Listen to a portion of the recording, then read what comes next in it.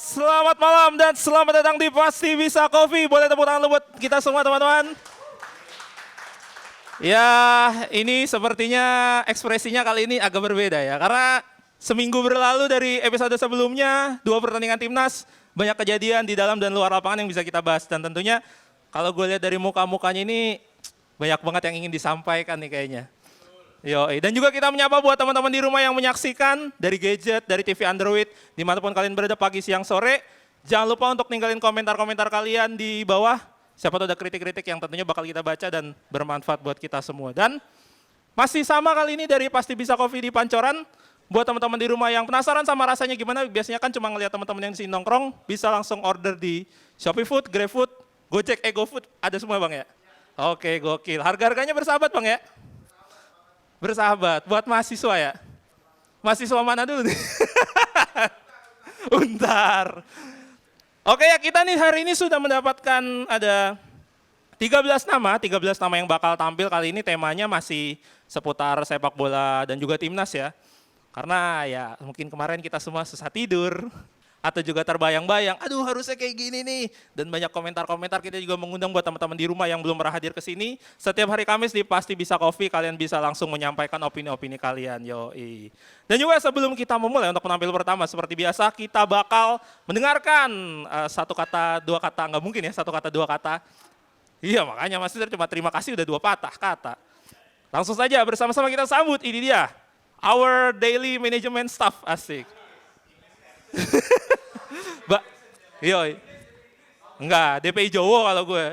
Oke kalau begitu ini ya, Ketua Dewan Harian kita sambut Abang Rizal Falevi. Oke, cek. Assalamualaikum warahmatullahi wabarakatuh. Ya ketemu lagi, ya benar kata Gerardo, keadaannya berbeda ya dibandingkan Kamis lalu penuh rasa optimisme dan Kamis ini kayaknya istilahnya tuh crashing back down to earth. Lu pada nyentuh tanah lagi nih hari ini nih keadaannya karena timnas kita di luar dugaan hilang poin maksimal di pertandingan yang kita harapin bisa menang. So buat hari ini lagi-lagi pembahasan soal timnas, tapi nggak menutup kemungkinan kalau lu mau bahas sepak bola di luar itu boleh aja. Karena yang pernah gue bahas juga di pertemuan kedua, gue nggak mau jadiin lu jadi domba gitu untuk diseragamkan, ngomong harus satu ini, harus ngedengerin yang kata yang atas itu seperti apa, gue gak mau kayak begitu. Jadi kalian bebas banget berekspresi di panggung ini, karena ini panggungnya kalian juga. Dan gue gak ada capek-capeknya buat ngingetin kalau timnas ini kita nyebutnya udah timnas Indonesia ya. Gak ada lagi namanya pemain Liga 1, gak ada lagi namanya pemain diaspora. Betul banget kata Joshua, gak ada lagi istilah naturalisasi, yang artinya semua ini udah pemain timnas. Yang selalu ada ruang untuk bisa improve dan tentunya ada ruang juga untuk dikritik. Dan tentunya ini nanti gue pembukaannya gini aja karena yang kritik nanti gue kasih ke bagian kalian. Karena kan jaga-jaga juga ya. Tapi ya tentunya banyak banget perhatian yang menarik ya karena kita ngeliat trending topik pun juga seminggu terakhir bervariasi. Di pekan lalu masih banyak yang ngomong King Indo, rematch lawan Australia segera mungkin, rematch lawan Arab sesegera mungkin, tapi sekarang udah berubah keadaannya dan STY out jadi trending topik kemarin. Jadi gue rasa reaksinya begitu cepat perubahan dari publik ini yang gue rasa cukup bisa dimengerti, sebenarnya hal itu bisa terjadi dan gak bisa dihindarkan juga. Karena kalau kita asumsi pengen lolosnya di peringkat 3 dan 4, gue tanya sama lu, kalau lolosnya peringkat 3 sama 4 berarti kan harus menang. Lawannya, menangnya harusnya sama siapa? Bahrain dan China juga kan ujung-ujungnya kan. Jepang. Betul. Arab Saudi gue rasa kita punya peluang juga untuk menyulitkan Arab Saudi. Tapi balik lagi, kalau ke soal perspektif, tentunya perspektif kalian lawan yang bisa dikalahkan adalah Bahrain dan juga China tentunya. Tapi ini hasil yang sangat di luar dugaan, tapi tentunya masih di tangan kita sendiri kalau untuk lolos nggak lolosnya untuk peringkat 3 dan 4. Jadi gue rasa kita tetap punya peluang di sana. Dan gue sih cukup itu aja ya pembukaan gue dan tentunya tadi gue udah nyinggung sedikit soal keresahan, dinamika yang terjadi di media sosial karena begitu brutal kalau gue bilang reaksi-reaksi yang ditimbulkan oleh para fans kita, tapi gue rasa itu ya nggak lepas dari ekspektasi yang begitu tinggi di awal, karena menurut gue ini peluangnya, dan kalau ada dari lu yang bilang nggak apa-apa karena target kita Piala Dunia 2030, gue rasa nggak tepat sih, karena momentumnya justru sekarang kalau gue bilang untuk Piala Dunia 2026, toh pemain kita yang sekarang kualitasnya kayak macam Tom Haye, akan menyusul Kevin Dix, usianya kan bukan youngster lagi itu, usianya udah menuju kepala 3, dan gue rasa kalau lu nunggunya 2030, Itu udah terlalu lama menurut gue. Peluang kita terlewat di periode tersebut. Dan juga apa iya di periode segitu kita targetnya tetap ngelakuin pemain-pemain diaspora juga, itu kan belum tentu juga hal itu bisa dilakukan. Jadi gue rasa ini akan jadi banyak banget hikmah yang bisa kita ambil dari 2 pertandingan tersebut. Tapi lagi-lagi gue tekenin kita keep the faith, tetap percaya. Mantap, betul sekali. Betul sekali dan gue setuju banget sama pernyataan dari Joshua barusan. Jadi gue gak mau berlama-lama lagi di atas panggung, gue bakal ngasih kesempatan ke kalian kalau pandangan kalian kenapa, apa yang terjadi dalam sepekan terakhir. Dan tadi udah di off air udah banyak juga yang nanya ke gue ya soal Eliano Reinders kenapa nggak main segala macam. Dan gue rasa nanti kesempatan kalian lah untuk ngejelasin ke kita semua yang ada di sini. So gue balikin lagi ke Gerardo selaku MC hari ini. Thank you semuanya. Yoi, thank you Bang Rizal. Oh ya, gue juga ngingetin buat teman-teman semua. Ini kan udah episode keberapa Bang ya? Ke-7 ya kurang lebih ya. Gue perhatiin nih teman-teman nih beberapa kali kalau lagi posisinya duduk di posisi penonton, suka kayak takut berekspresi. Nah gue mau ngingetin lagi, nggak apa-apa kalau di depan sini ada yang tampil, kalian rasa itu lucu, ketawa boleh. Bereaksi itu hal yang wajar ya kan. Mau ketawa boleh, atau mungkin ngerasa kurang resah, mau teriak, mau bersorak tuh nggak apa-apa. Yang penting tidak melakukan distraksi ketika ada yang lagi tampil. Yoi. Dan ngomong-ngomong soal tadi apa yang disampaikan sama Bang Rijal, gue tuh inget apa yang disampaikan Bang Valen minggu lalu ke kita. Kita semua kan bilang ya, 6 poin, 6 poin, 6 poin.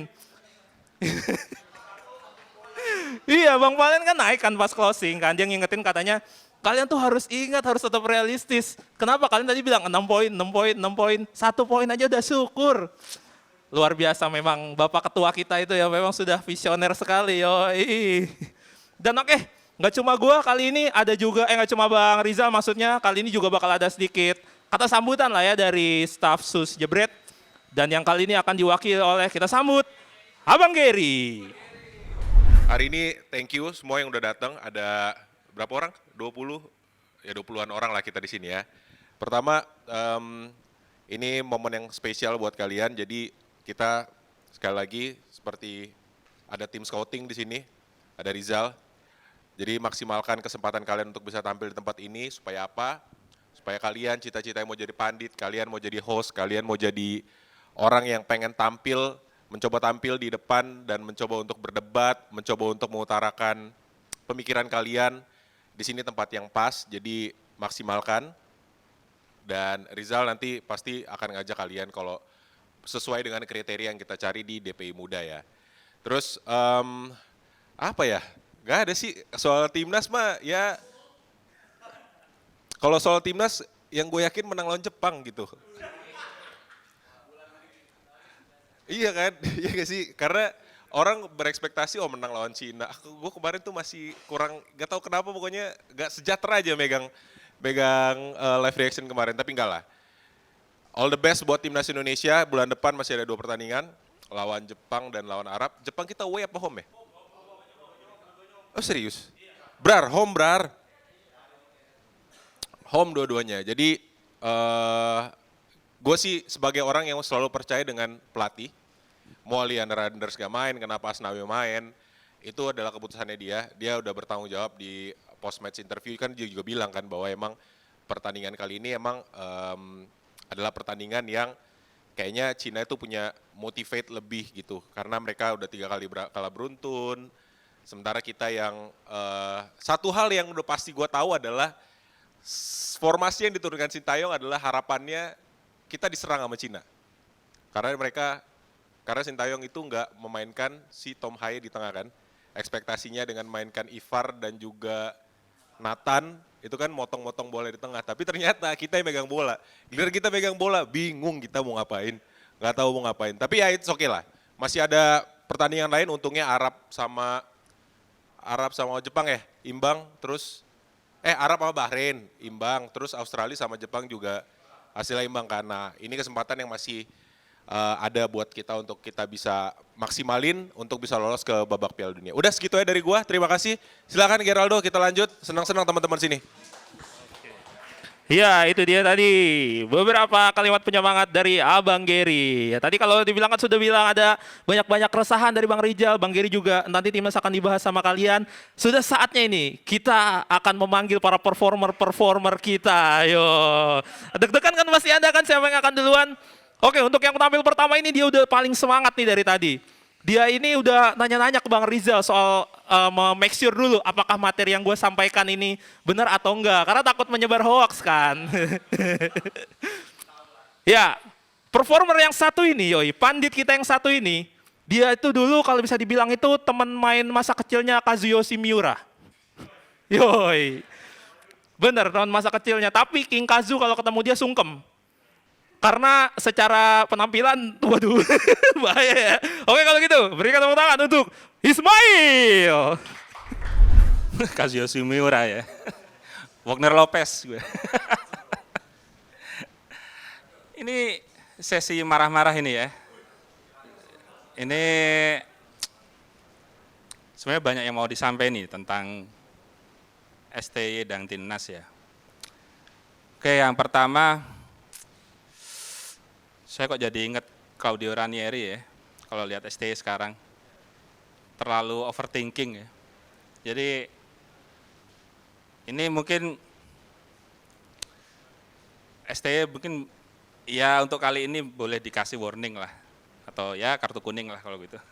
Jadi 2 pertandingan kemarin tuh polanya sama. Starting line up-nya nggak jalan di babak pertama. Akhirnya kita harus pontang-panting mengejar di babak kedua. Untungnya waktu lawan Bahrain kita bisa ngegolin kan di akhir babak pertama. Akhirnya bebannya tidak terlalu berat. Tapi ketika lawan China, 2 gol itu benar-benar apa ya? Kita belum terbukti untuk bisa mencetak banyak gol. Dalam kondisi kita tertinggal 2-0 ya, boleh dibilang sebenarnya pertandingan sudah berakhir setelah babak pertama itu ya. Kalau menurut saya ya, karena kita tidak terbukti bisa mencetak banyak gol. Kemudian untuk pemilihan starting line up, mungkin ya yang yang terlihat sangat mencolok memang kenapa Tom Haye tidak dipasang sejak awal. Kita tidak punya kreativitas. Tentang Asnawi yang dihujat habis-habisan, mempertimbangkan memang Sandy Walsh lagi cedera ya. Menurut saya itu pilihan yang rasional. Tetapi memang ya Asnawi just being Asnawi ya. Mungkin dia harus meningkatkan levelnya untuk bersaing di level setinggi ini. Nah, terkait posisi bek kanan tadi, makanya saya tadi sempat nanya ke Mas Rizal juga. Eliano, saya mau mastiin sebenarnya alasan dia dicoret dari DSP. Apakah cedera atau taktik? Kalau cedera oke. Tapi kalau alasannya taktik, itu menurut saya masalah yang besar ya. Karena gini, buat apa kita capek-capek mengalih kewarganegaraan, ya udah menaturalisasi lah, biar gampang lah, bahasanya biar enak gitu ya. Buat apa kita menaturalisasi pemain yang sekedar masuk DSP pun nggak masuk gitu, nggak masuk skema pelatih, itu nggak masuk di nalar saya begitu. Analoginya gini, ya misalnya di klub lah kita transfer pemain, tapi kok nggak didaftarin ke liga gitu, terus buat apa gitu, kan nggak make sense gitu kan. Muncul pertanyaan, sebenarnya naturalisasinya atas rekomendasi STI atau bukan gitu kan. Kalau dia nyebut, kalau kita disebut Eliano ini karena masalah taktik ya, terus rekomendasinya dari siapa gitu untuk naturalisasi ini. Kemudian satu poin lagi, Sen Patinama. Saya sudah 1,5 tahun ya sejak Sen Patinama join di Timnas. Saya kok jarang melihat dia bermain excellent ya. Sampai sekarang ya. Nanti mungkin kalau misalnya ada yang mau mendebat silahkan ya. Tapi sampai sekarang saya belum pernah melihat Sen Patinama perform ya di Timnas ya. Jadi ini kalau Sen Patinama nonton ini ya tolonglah tingkatkan level permainanmu lah. Pakai bahasa Inggris ini. Enggak. Jadi itu, dan juga 2 pertandingan kemarin menunjukkan sebenarnya masalah kita bukan hanya di striker. Stok gelandang kita sangat terbatas.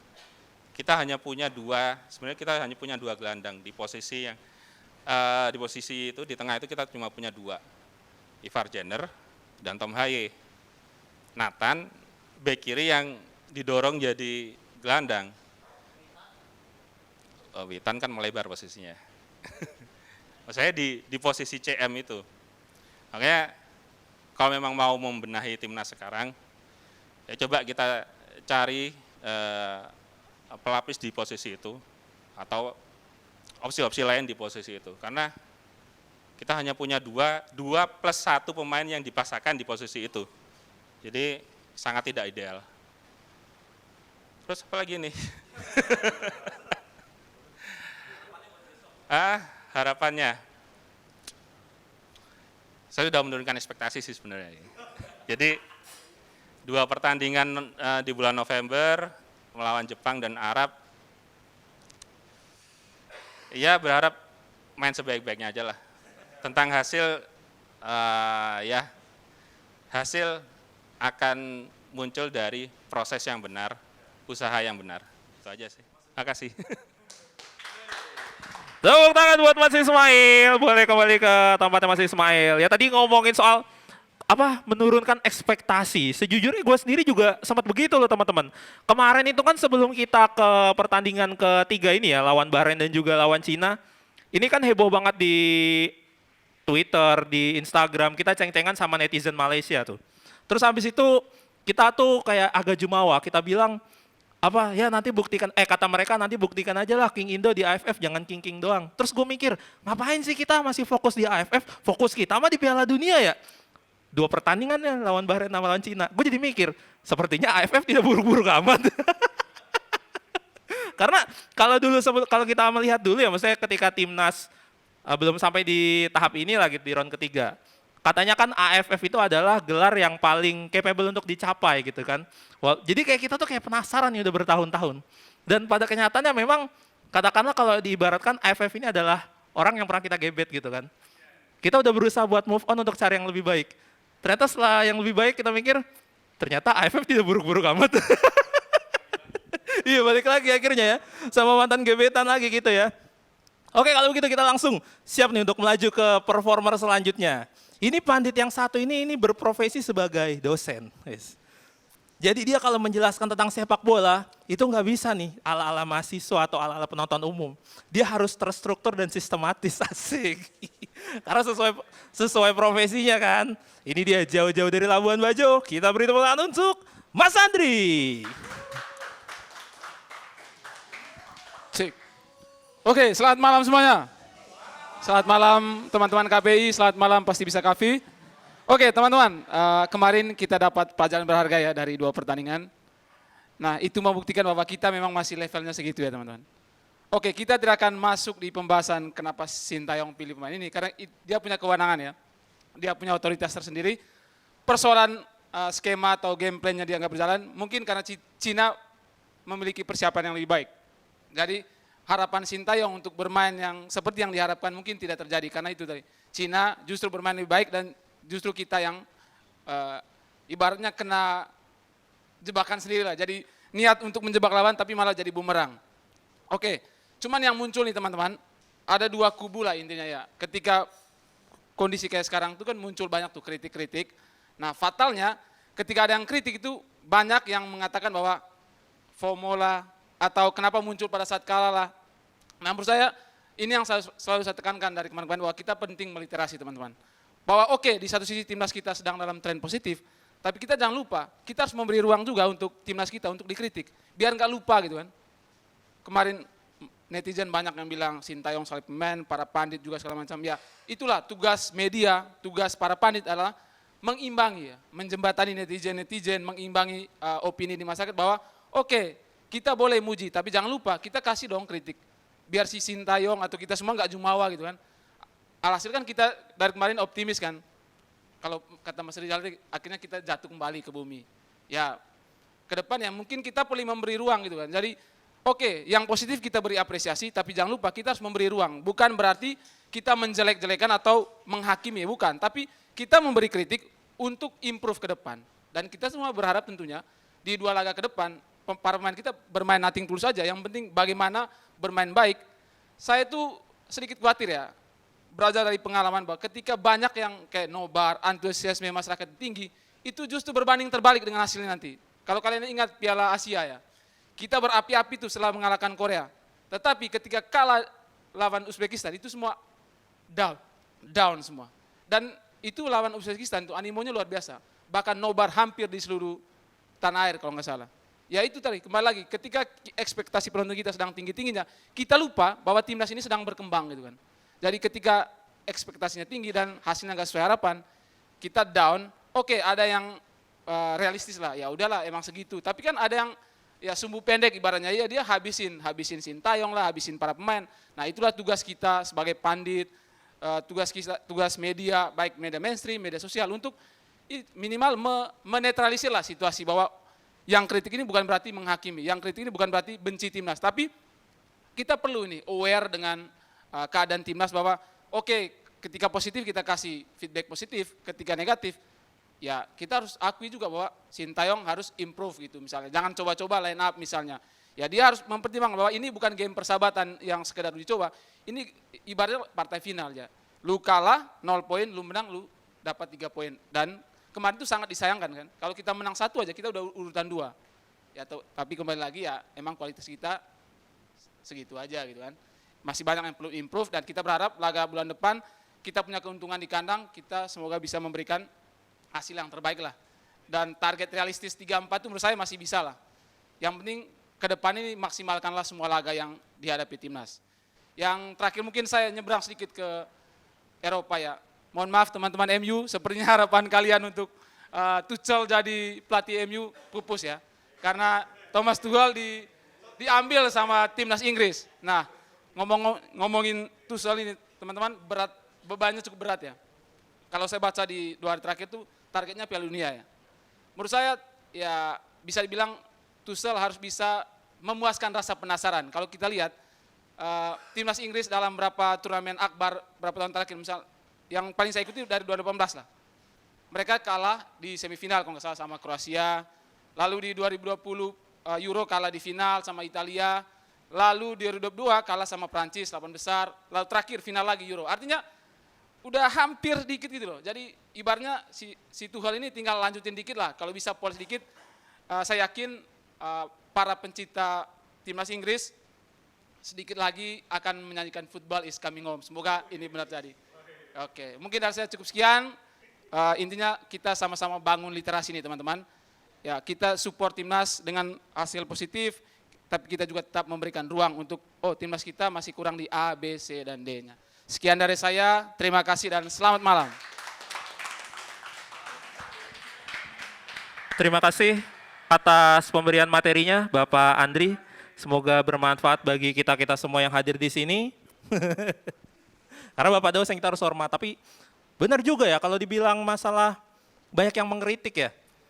Ini gue mau ngomong ini agak bahaya nih sebenarnya nih. Gak apa-apa lah ya, tapi nanti tolong kalau di-share, disensor ya abang-abang editor ya. Lu tahu gak bang, menurut gue, nih gue kesel ya. Orang-orang yang memberikan tagar STY out, itu tau gak setara apa? Setara kaum LGBT anjir. Kenapa?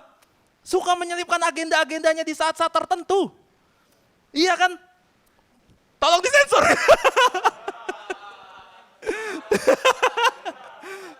Iya kan? Kayak kan kalian kalau nonton film nih atau series-series Amerika lah, Hollywood. Lagi ngapain gitu kan, lagi ngapain tiba-tiba diselipin lah adegan itu. Stay out nih juga sama. Lagi ngebahas apa, stay out. Kayak lu tuh kagak diajak gitu loh. Stay out. Sekarang coba kira-kira setelah STY ini ya. Pengganti yang paling cocok siapa? Tuchel. Siapa? Boleh tepuk tangan. Siapa? Boleh. Boleh. Ada lagi saran?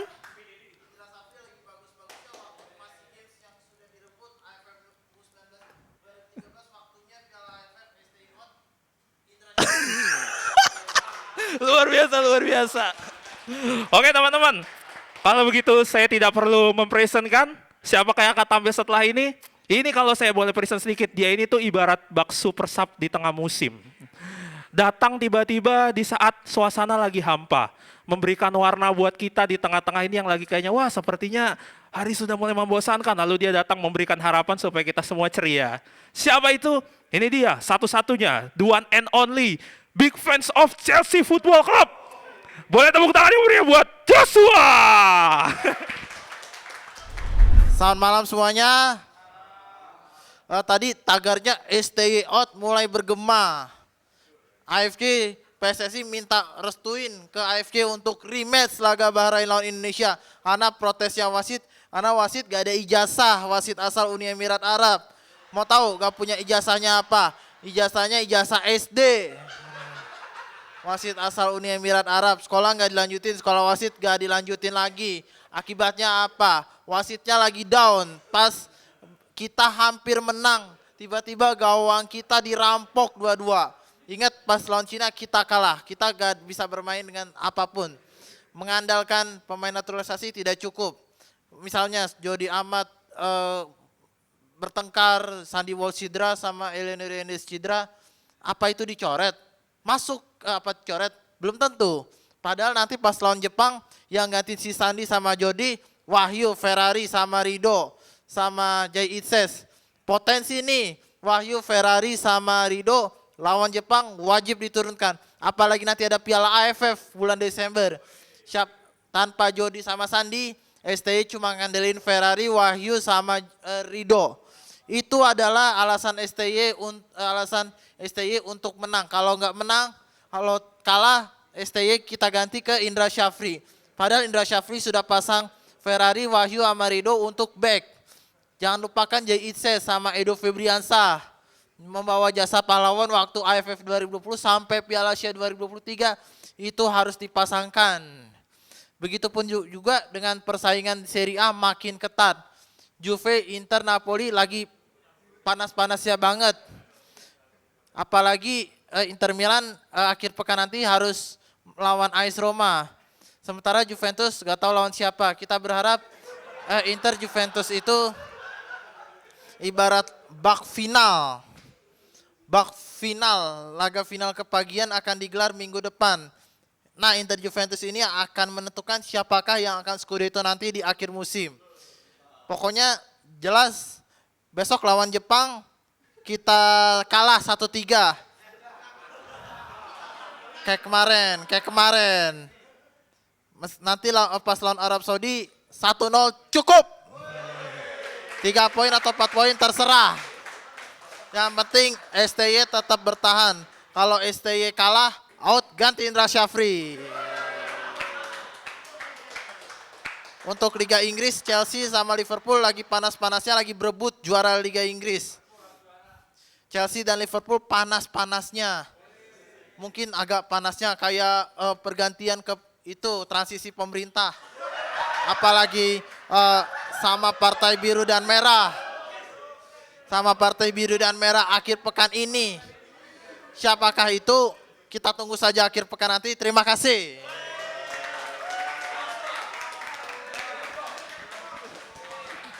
Aduh.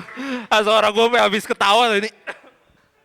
Luar biasa memang Joshua. Bener kan yang gue bilang, memberikan harapan di tengah-tengah musim. Jadi teman-teman sekarang kesini semangat pengen melihat penampilan dari Joshua.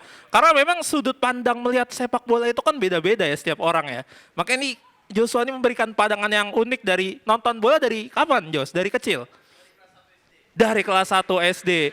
Luar biasa. Terus ngefansnya langsung sama Chelsea atau pertama mungkin bingung gitu? Gimana? Gimana? Oke, luar biasa. Tadi apa namanya? Tapi Joshua juga sering mengamati politik Indonesia gitu, Jos ya? Woi, luar biasa. Weh, ya sudah lah ya. Ya tadi semoga editor tidak tertambah kerjaannya. Itu dia tadi dari Joshua. Mungkin biar cepat aja kita langsung siap nih untuk ke performer yang selanjutnya. Dia ini minggu lalu tidak sempat naik nih. Tidak sempat naik. Dan hari ini dia datang sudah tampil dengan sangat luar biasa, dengan ganteng gayanya. Karena tahu ini bakal bisa di screenshot nanti kalau udah tayang. Kok pada tatap-tatapan ya, kalau gitu boleh kita beri tepuk tangan buat Togik. Selamat malam semuanya. Oh iya. Kenalin, nama gue Togik. Semoga kalian nggak bosan-bosan lihat gue tampil di sini. Nanti semakin nunjukin omongan Bang Valen kemarin ya kan. Kelihatan mana yang pengangguran gitu. Oke, kita bahas timnas karena memang lagi vibes-nya di situ. Kalahnya timnas ngadap Cina menurut gue positifnya adalah nurunin ekspektasi kita semuanya. Ibaratnya kita yang udah ngerasa sudah sebagus itu ternyata enggak kayak gitu. Cuman kalau ditanya buat kualifikasi round 3, apakah kita jadi nggak optimis? Menurut gue optimis, tapi realistis. Tadi Bang Gerardo bilang kita awal-awal sempet sombong di atas Malaysia. Kemudian ternyata AFF nggak seburuk itu gitu ternyata. Tapi menurut gue nggak ada yang naturalisasi pun Malaysia masih di bawah kita. Dengan kita pemain lokal. Kalau kita ngikutin bahkan di Vietnam, bahkan dibanding Vietnam, kita secara kualitas menurut gue baik itu lokal doang tanpa naturalisasi nggak kalah jauh. Hanya mindset saja untuk ngadepin Vietnam. Untuk Malaysia sama Vietnam, tapi Thailand di luar itu semua. Kalau gue lihat Thailand dari atas. Kemudian kalau kita lihat kenapa bisa kalah menghadapi Cina gitu kan. Episode DPI kemarin menjadi episode terbaik pembahasan timnas menurut gue. Di mana di situ di-highlight bahwa ini murni karena konsentrasi, fokus. Murni gara-gara itu. Kalau kita apple to apple nyalahin Sintayong nggak juga. Mungkin banyak di sini mungkin hanya ada beberapa tadi kayak Mas Joshua mengatakan stay out, tapi gue yakin yang lain nggak pada pihak itu. Tapi kecewa mungkin gitu kan. Jadi kalau dibilang siapa yang disalahkan, mungkin Sintayong juga nggak bisa disalahkan secara apple to apple plek-ketiplek gitu ya. Cuman kalau ditanya siapa yang bertanggung jawab jelas Sintayong gitu. Kalau secara pembahasan di media sosial kan banyak line up ya. Kalau kita breakdown satu-satu nih, mungkin yang pertama Asnawi. Banyak yang bahas kenapa harus Asnawi gitu. Jelas kalau menurut gua alasan Sintayong masang Asnawi adalah penetrasi dari Asnawi. Dengan beraninya 1-1 dan satu lagi 1-2 dengan si Witan. Itu alasan untuk Asnawi sama Witan dimainkan. Kemudian di bagian kiri Sin Patinama. Dipilihnya Sin Patinama kan karena Verdong yang turun ya ke bawah. Jadi 3 CB. Ini murni karena karakter Sintayong yang benar-benar suka dengan LCB yang kaki kiri. Itu juga ada dibahas di DPI. Dan itu juga sering terjadi di pelatih-pelatih Eropa. Jadi nggak hal yang salah juga. Kita bisa ngelihat si pelatih Prancis, dia bisa masang Rabiot terus karena emang dia suka sama Rabiot kayak gitu. Kayak gitu juga dengan Sintayong. Dia pasang Verdong karena dia pengen 3 pemain sejajar di belakang untuk di LCB-nya itu adalah kaki kiri murni. Nah berarti kan posisi Verdong kosong. Siapa yang menggantikan? Ada di sana namanya Nathan, Arhan sama Sen. Mungkin Arhan enggak menjadi pilihan karena pengalaman yang dimana dia di klubnya jarang dapat menit bermain. Kemudian dimainkan di situ Sin Patinama. Enggak ada bukan hal yang di luar dugaan juga karena kalau kita lihat murni dimasukkannya Sin bagaimana pemain tersebut mungkin di latihan menunjukkan rasa ingin menunjukkan kalau dia sanggup gitu, dia mampu menjadi pemain inti gitu. Dan menurut gue itu salah satu alasan Sintayong memilih Sin Patinama. Kemudian yang paling menjadi sorotan adalah Tom Haye doang. Selebihnya menurut gue masih realistis, dia mainin Asnawi, dia mainin Sin Patinama, dia mainin Verdong gitu. Tapi yang menjadi titik kesalahan dari si pelatih kita, si Sintayong adalah ini pelatih sering banget telat dalam pergantian pemain. Dari zaman AFF yang kita ngebantai Malaysia 4-1 itu tahun 2020 apa 2021. Dan situ udah berapa kali saya lihat Sintayong ini sering kali telat dalam melakukan pergantian pemain. Kita 90 menit nguasain bola, kita baru bisa mencetak gol di menit 80 sekian. Berarti ada 80 menit kita flop. Dengan ball position yang cukup tinggi, kita peluangnya minim. Bahkan shot on target itu juga hanya beberapa doang. Artinya ada sesuatu yang salah, ada yang flop, kenapa kita nggak lebih cepat ngandalin hal-hal yang seperti Arhan kayak gitu. Di pertandingan di menit 65-70 gue udah mikir ini Arhan harus masuk gitu. Tapi soalnya gue nggak siapa-siapa, kalau misalnya gue Coach Justin tadi mungkin udah di screenshot tampil di mana-mana gitu kan. Udah di highlight, Coach Justin bener gitu. Mungkin itu aja yang sering menjadi seki dari Sintayong dalam pergantian pemain. Kalau dibilang Tom Haye masuk, kemudian Rido masuk, itu kan pergantian yang bagus. Iya, iya itu. Semua orang juga tahu, bahkan kita juga yang gak sekelas Sintayong juga, kalau kita jadi pelatih timnas, babak kedua kita pasti bakal masukin Tom Haye gitu. Jadi itu bukan suatu pergantian yang master class dari Sintayong. Jadi kedepannya semoga ini gak kejadian lagi. Masalah plot twist dalam memilih line up, kayaknya kita hapus aja gitu. Bukan berarti ini hal yang harus dirubah gitu. Ya intinya ada 1-2 yang mungkin gak bisa dirotasi gitu. Oke, udah habis Bang Rinaldo? Oke. Terima kasih, selamat malam semuanya. Thank you, Toging. Iya ya, tapi kalau kita ingat-ingat juga memang beberapa kali kita untuk pemilihan pemain tuh selalu plot twist ya. Kayak kemarin kita tuh berharap karena kan di pertandingan lawan Bahrain kan si Eliano Reiners kan masuk di babak kedua ya teman-teman ya. Terus menunjukkan perform yang nggak buruk-buruk amat gitu kan. Jadi kita berharap dia mungkin di pertandingan selanjutnya karena kita tahu Sandy Walsh cedera mungkin masuk ya. Tapi ternyata ya itu tadi plot twist dan bisa dibilang telat panas ya Mas Ismail ya. Telat panas setelah start ya. Jadi di babak pertama kita udah ya karena kalau teman-teman perhatiin di beberapa pertandingan timnas ini sering menggempur itu di awal babak atau di akhir babak. Makanya gol-gol kita sering terjadi di early game atau pas di menit-menit 40-an itu sering banget terjadi kan. Dan kemarin adalah apesnya memang kita kebobolan 2 di babak pertama. Babak kedua pas kita baru panas, nah Cinanya udah parkir bis tuh, jadi bingung juga mau ngapain.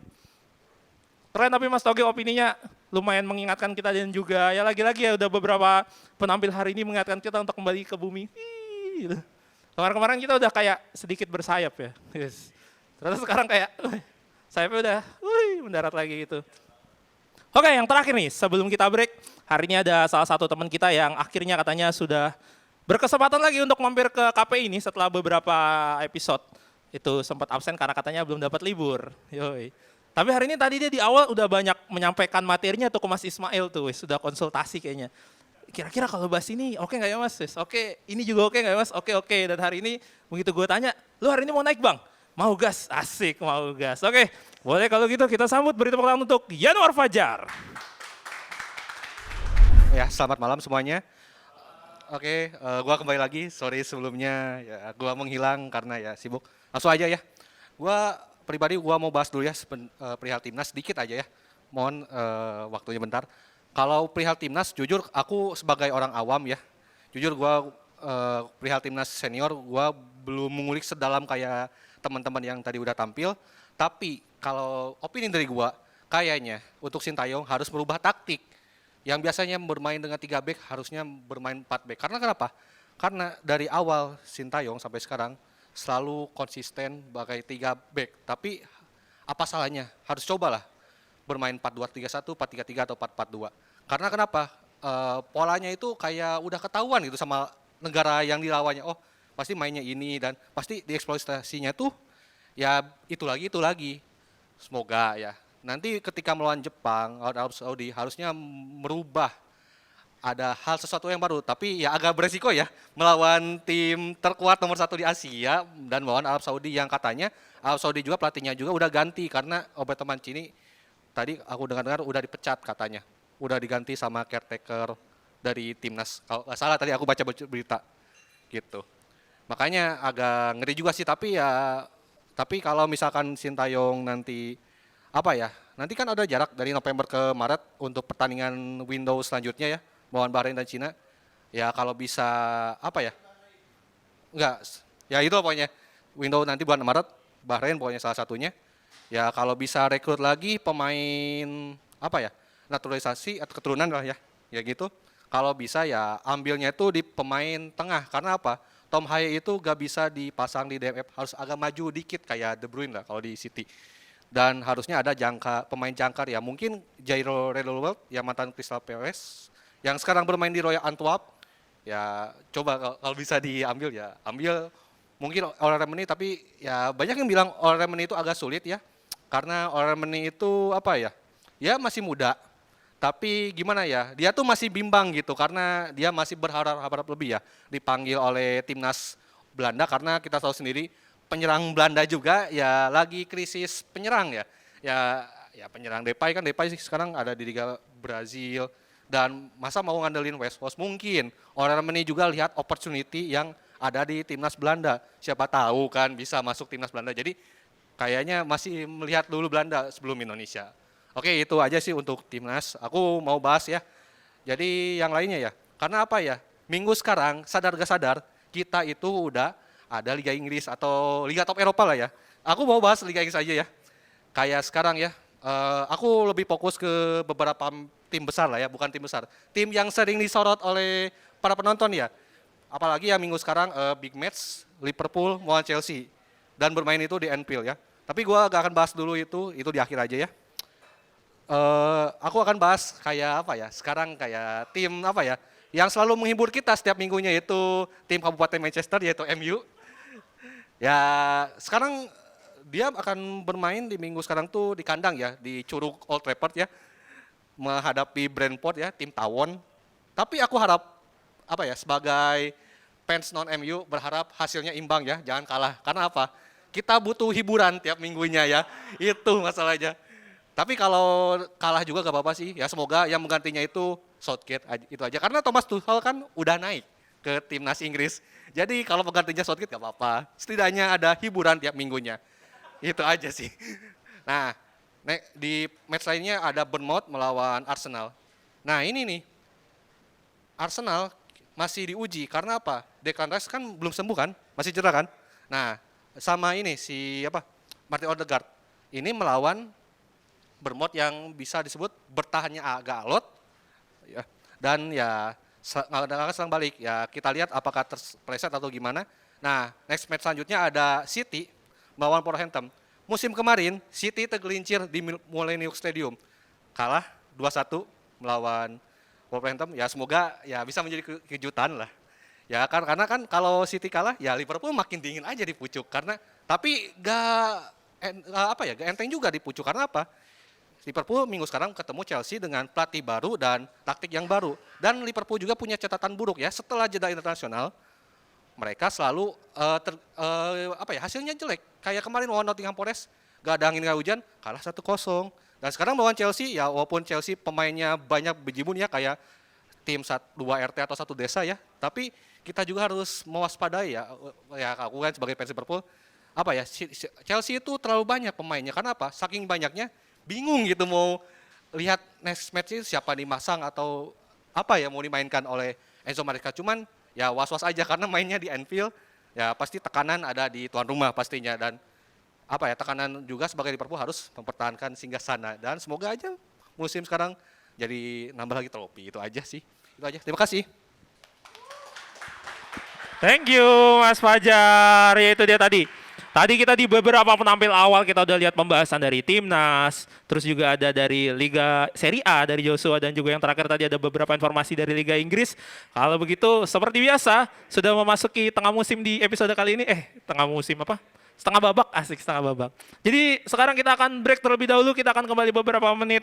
Kemudian silakan yang mau ngerokok, rokok apa bahasanya tuh? Gua nggak ngerokok nih soalnya. Rokok biasa di luar, rokok elektrik boleh di dalam. Oke, kita break dulu. Kita akan kembali dalam beberapa menit ke depan.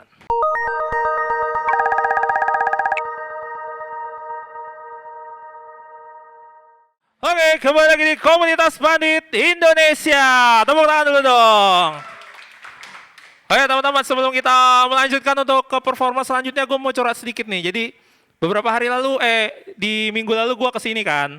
Terus kok gue ngerasanya agak gimana gitu, agak nggak mood, agak kayak ngantuk. Terus gue nanya kan sama Bang Rizal, Bang gue kenapa Bang ya, kok agak nggak enak badan gini, agak ngantuk. Terus kata Bang Rizal, oh gue tahu tuh masalahnya, lu harusnya mesen minum di Pasti Bisa Coffee. Terus gue, oh gitu Bang ya, emang Pasti Bisa Coffee apa Bang? Oh Pasti Bisa Coffee itu tempat ngumpulnya anak-anak komunitas Pandit Indonesia. Nah di situ jual berbagai makanan dan juga snack. Oh gitu ya. Terus gue akhirnya mesen tuh ke Pasti Bisa Coffee kan kesini. Ternyata harga-harganya terjangkau dan juga makanan-makanannya lezat. Dan tentunya minuman-minumannya cocok buat kita-kita membangkitkan semangat lagi. Yoi. jadi buat teman-teman semua yang hadir di sini, jangan lupa pesan minuman, karena kan naik ke sini udah gratis nih, datang ke sini dapat ilmu, dapat teman, dapat network. Bolehlah order-order pasti bisa kopi, banyak-banyak menunya. Yang suka kopi, yang nggak suka kopi, semuanya ada di sana dan juga snack. Dan juga buat yang di rumah kalau mau pesan sudah tersedia, pasti bisa kopi di GrabFood, Gojek berarti GoFood dan juga Shopee Food. Mantap. Oke. Kalau begitu, kita akan kembali mengawali penampilan-penampilan kita dan menyampaikan opini-opininya tentang seputar sepak bola dan juga timnas Indonesia. Tadi sudah ada beberapa banyak yang tampil. Kalau begitu kita akan langsung ke penampilan. Gak apa-apa. Kita akan langsung ke penampilan selanjutnya. Berikan tepuk tangan untuk Timothy. Terima kasih untuk tim DPI yang sudah menyediakan tempat untuk kita semua di sini. Pertama-tama gue mau bahas tentang, kayaknya bukan pertama deh, kayaknya bakal gue khususin buat timnas hari ini. Gue pengen bahas tentang taktik yang dipasang STY ya. Gue mau mencoba seobjektif mungkin apa yang terjadi 2 pertandingan kemarin. Kalau gue lihat dari polanya ya, gue berkaca dari yang periode sebelumnya di Arab sama Australia. Iya, di situ dia polanya yang di lawan Arab itu ya, dia pasang Tom Hai di tengah sama pemain 3 di belakang sejajar, Verdong, Justin Hubner sama Rizky Ridho. Di situ pakemnya 3 di belakang. Nah, pas di periode waktu lawan Australia itu berubah. Polanya dia berubah. Jadi Tom Hai yang dicadangin. Nah, di backnya itu Verdongnya ditaruh di back tengah. Nah, yang gua mau highlight ini tentang polanya gitu loh. Nah, terulang lagi polanya di periode Bahrain sama yang terakhir apa? Sama China. Oke. Di pola yang pertama ini, waktu lawan Bahrain dia pakainya Tom Hai yang main pertama. Dibarengin sama Ivan Jenner. Nah, di situ mungkin kita responnya kita mainnya low block ya. Jadi kita untuk lawan yang lebih seimbang kita bisa ngelawan. Makanya kita bisa hampir menang 2-1. Di situ polanya oke lah, walaupun sebenarnya startingnya itu mungkin agak berjudi ya, karena mainin langsung Jordi Amat di awal itu agak berjudi banget, sama Rizaldi juga jatuhnya berjudi, cuman akhirnya perjudiannya hampir berhasil, itu dia. Nah yang kedua waktu lawan China, lawan China ini pendekatannya mungkin sama nih, cara counter attack. Nah sayangnya lawan China itu dia mainnya full bertahan ya, low block. Karena mungkin mereka lihat kita mainnya bisa pegang bola, jadi kita kecolongannya dari situ. Dan kita juga polanya balik lagi, pemain tengahnya yang dituker, Tom Hai yang dicadangin. Yang di tengah itu adalah, siapa kemarin? Ivar Zena sama Nathan Chow. Nah di situ bisa kelihatan kalau misalkan si Sintayong pengennya main counter attack, nahan dulu, baru kita ngegas di babak kedua. Itu planning yang coba direka-reka ya, karena waktu lawan periode sebelumnya, Tom Hai dimasukin babak 2 mungkin lebih bisa gempur gitu. Kita bertahan, nunggu pemain lawan menyerang di babak pertama, baru kita kontra strategi di babak kedua. Nah sayangnya kita kehajar duluan di babak pertama gitu loh. Untuk pergantian pemain di belakang, Asnawi masih bisa dipahami lah, karena mungkin kalau dibandingin sama Elado Renders, kalau Asnawi lebih bisa dobrak, itu yang saya lihat sih.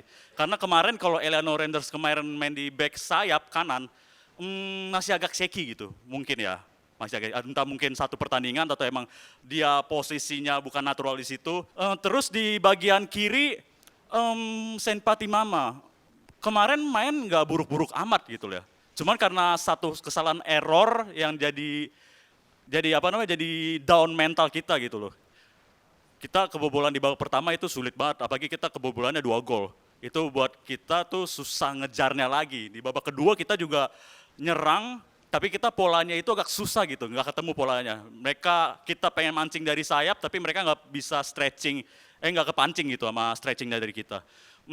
Itu sih paling yang bisa saya sampaikan. Yang satu lagi, kan kita udah habis kalah ya, mungkin para fans kita pada ngedown mental kita, mungkin yang fans setia maupun fans tanda kutip FOMO.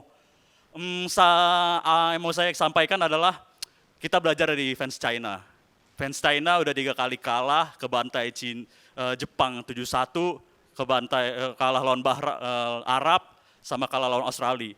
Tapi yang mereka lakuin fansnya adalah mereka tetap datang full house. Itu keren banget sih. Kemarin saudara saya nonton di situ, mereka bilang, gila ini Cina kalah 3 kali tapi fansnya brutal coy. Brutal, makanya kalau misalkan gue punya duit nanti ya semoga lah ya. Gue pengen nonton Jepang dulu lah, Jepang. Karena gue pengen lihat Indonesia lawan Jepang tuh responnya gimana. Entah kita bisa responnya counter attack atau open play, tapi kayak open play gak mungkin sih ya. Karena Jepang itu kayaknya di atas kita lah. Nah, ini satu lagi. Kalau bisa Sintayong coba cari winning 11 yang pas gitu loh. Karena kalau kita berkaca dari tim-tim besar, mereka tuh pada punya winning team yang pakem gitu loh. Kayak Jepang di belakang udah pakem. Di tengah paling ganti wingernya sekali. Sama di depan itu hampir pasti ada Kubo sama satu lagi siapa lah ya? Ueda. Itu sih paling yang bisa saya sampaikan. Semoga Sintayong bisa cari winning team karena dengan winning team mau lawannya apapun bisa dihadapin. Nah, paling itu sih bisa saya sampaikan. Mohon lebihnya kurang maaf. Terima kasih. Wassalamualaikum warahmatullahi wabarakatuh. Thank you Timothy.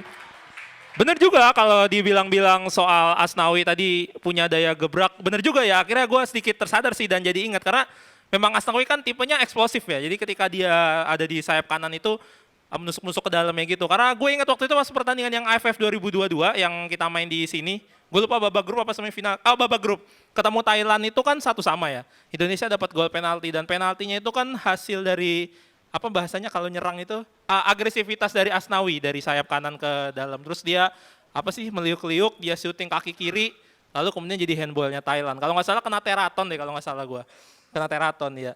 Oke itu tadi dia dari Timothy, kita akan langsung menuju ke pandit kita selanjutnya. Ini tadi namanya gue baru lihat hari ini sih.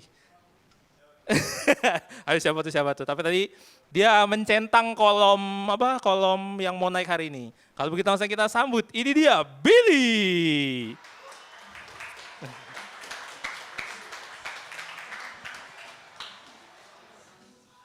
Malam semua. Kenalin nama gue Billy. Dari tadi sih semua pada ngomongin timnas gitu ya, tapi ya benar, semua benar. Cuma menurut gue, gue cuma mau bahas sedikit aja bahwa gue ngerti sekarang kenapa Arhan tuh tetap dipanggil sama STY. Walaupun nggak pernah main, tapi dengan satu lemparannya itu bisa buat Indonesia tuh bisa nyetak gol. Dan terlepas dari semuanya, gue rasa mungkin di pertandingan selanjutnya bisa lagi tuh yang kayak gitu. Kita coba udah deadlock, Arhan harus masuk di babak kedua untuk nyoba lemparan jauhnya. Dari tadi bahas timnas, gue sebenarnya agak capek gitu ya, kayak timnas, tapi gue keresahan gue sebenarnya bukan di situ.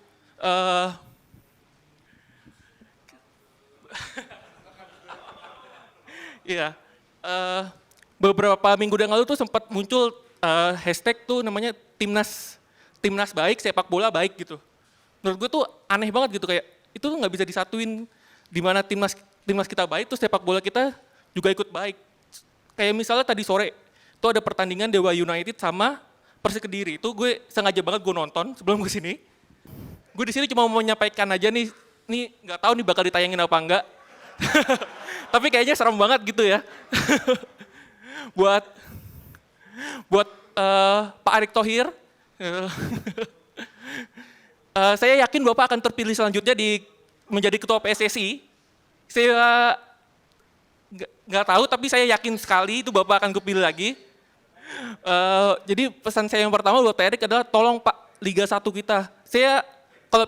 Kalau saya boleh minjem kata-kata dari Coach Justin gitu ya, kan dia selalu ngomong, gue ini udah nonton bola berapa puluh tahun gitu Mas Aryo ya. Iya kan? Nah, gue juga boleh dong gue pakai kayak gitu, kayak gue udah nonton Liga 1 tuh udah 14 tahun, bahkan 15 tahun.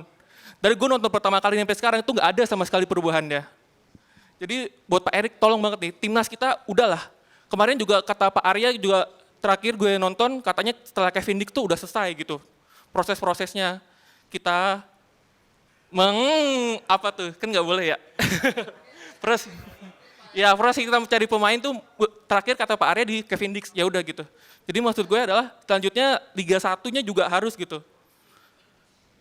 Dengan misalnya nih, ini gue cuma berandai-andai doang, kayak misalnya lisensi klub. Kayak sekarang 2 tahun mau masuk tahun baru 2025.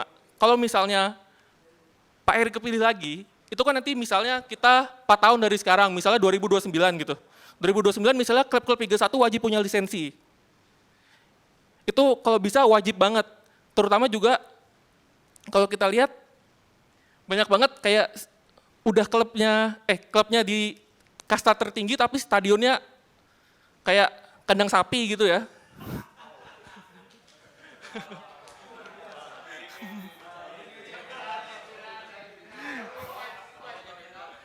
Kita jujur-jujur aja gitu, maksudnya ya nggak apa-apa gitu. Tapi kan boyo pelan-pelan kita renov, pelan dikit gitu. Jadi jangan kayak dibiarin doang gitu. Dan juga untuk, gue sendiri nggak tahu sih ini sebenarnya bisa dilakuin atau enggak buat presiden terpilih kita, Pak Prabowo. Untuk selanjutnya terutama untuk renovasi ataupun pembangunan stadion gitu ya. Bisa nggak sih kayak misalnya pemerintah, entah itu pemerintah pusat, pemerintah kota, Pemda, apapun itu, provinsi, berkolaborasi dengan PSSI gitu. Misalnya kayak, kan kita punya standar sendiri gitu ya, standar FIFA gitu. Kayak misalnya berkolaborasi bahwa stadion yang benar tuh kayak gini. Jadi setelah nanti misalnya Pemprov bangun tuh kepake stadionnya. Kalau kita sekarang kan mau PON, bikin stadion baru. Habis itu nggak kepake itu, nggak jelas buat apa.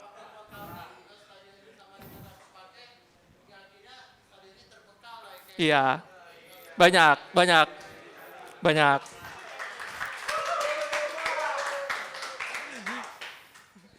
dan terakhir ini, kalau buat bangun stadion sih nggak usah lah kita yang muluk-muluk 40.000, 60.000, 80.000, buat apa?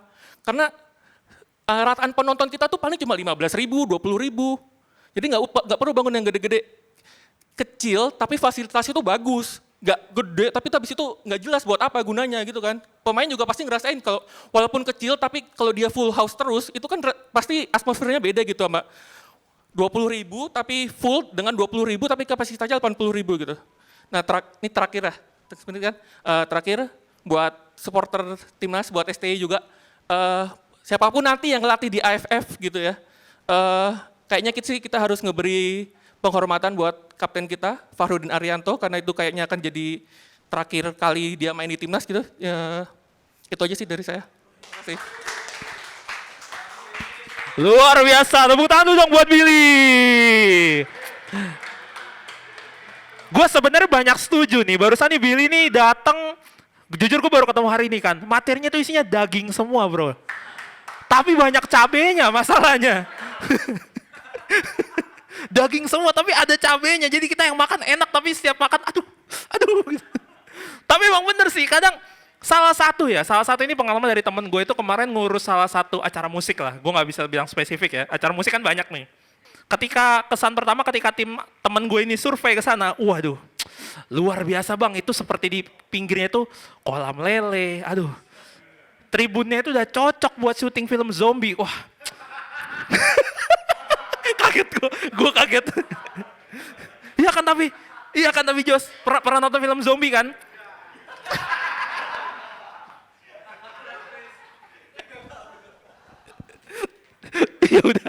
ya udah gitu tadi ya. Thank you tapi ya seperti tadi kalau kata bisikan-bisikan teman-teman tadi menambah kerja editor hari ini tadi ya dari Bill ya. Tapi nggak apa-apa ya, namanya kadang kan kita sebagai fans sepak bola kan tetap perlu mengkritik ya kan, tetap perlu mengkritik supaya balance, nggak dipuji terus, tetap ada kritiknya. Karena kan sebenarnya kita semua kan sama, cinta sama sepak bola Indonesia, benar kan? Yoi. Oke, kalau begitu kita menuju ke penampil selanjutnya. Ini penampil yang sudah sangat ditunggu-tunggu oleh teman-teman semua. Dia adalah star boy-nya KPI loh. Dia orang pertama yang dapat job dari KPI guys. Paling ganteng di antara kita semua. Udah tahu siapa kan? Beri tepuk tangan untuk Yono. Ya balik lagi bareng gue, Yuno bukan Yono. Gue ingin membahas sedikit tentang timnas. Tapi maaf kalau gue ngomongnya maksimal karena lidah gue lagi sariawan. Beneran semua. Ya aku ingin menilai sedikit tentang penilaian gue ya tentang timnas kemarin. Beneran. Kegigit kemarin lagi makan. Gue mau mengkritisi sedikit keputusan line up dari STY. Kalau menurut gue kemarin tuh kita benar-benar hilang banget kreativitas. Ada yang setuju nggak sama omongan gue? Karena kenapa? Menurut gue itu salah satu pemain yang kreatif dari tim kita dicadangin. Haye Tom. Tom Haye kan. Itu kalau gue lihat kemarin benar-benar babak pertama minim banget kreativitas dan kita benar-benar kebobolan itu 2 gol ya babak pertama ya. Ya kan? Itu benar-benar kita kebobolan abis langsung sedih gue nonton bener. Itu yang datang ke Pasti Bisa Kopi cuman gue sama Joshua. Buat nobar bareng customer Pasti Bisa Kopi. Itu saking loyalnya gue sama Joshua berdua datang. Di situ gue bela-belain dari rumah nonton ke sini. Babak pertama selesai karena gue ada sedikit masalah dan sedikit halangan. Bunga beneran, iya. Iya beneran, ini beneran gue mau jujur, gue gak bohong beneran. Iya bener. Ya gue karena itu jadi babak kedua gue nonton sedikit doang, pas gue nyampe rumah gue langsung tonton. Itu di situ Tom Haye masuk ya kalau nggak salah babak kedua, bener nggak? Dan kemarin juga kita mau nggak mau ya, itu juga pilihan dari STY, mau nggak mau kita pakai Witan karena Sandy Walsh cedera kan, bener nggak? Ya, jadi kita nggak bisa nyalain STY juga, mau gimana lagi? Itu pilihan terakhir. Dan kemarin pemain tengah Indonesia benar-benar dibawa underperform. Dibawa kayak Nathan Chuaon, itu benar-benar mainnya kurang banget kemarin, nggak ada kreativitas banget. Dan gue mau kritisi sedikit tentang buat lini depan. Gue marah bener, karena kemarin Rafael Struijk dan Ragnar Orotmangun nggak kelihatan banget. Yang golin dari mana? Dari lini mana? Tom Haye kan? Bola dari mana? Dari Arhan kan? Mana striker kita? Itu benar banget, kita benar-benar kurang kayak orang-orang yang zaman dulu kayak misalnya Bambang, Kurniawan nggak ada sekarang di timnas Indonesia yang sekarang. Nah itu mungkin buat sedikit aja ya, saya kritisi timnas Indonesia buat kedepannya, tolong lini depannya diperkuat lagi, oke? Dan ini gue mau kritisi sedikit buat yang kemarin, yang lagi rame sekarang, Bahrain gak mau main di Indonesia. Apaan? Ya kita berani ke main home ke sana, ya kan? Iya. Away ke sana. Iya main home ke Bahrain, bela-belain jauh coy. Gila Indonesia Bahrain loh. Berapa meter? Itu terus Bahrain dengan ini ya sekarang serangan dari sosial media udah wajar dong. Karena mereka berani berbuat, berani tanggung jawab. Bener nggak? Dia mau nggak mau mereka harus main di stadion utama Gelora Bung Karno. Harusnya mereka berani main ke sini. Tenang, kita pastikan dia aman.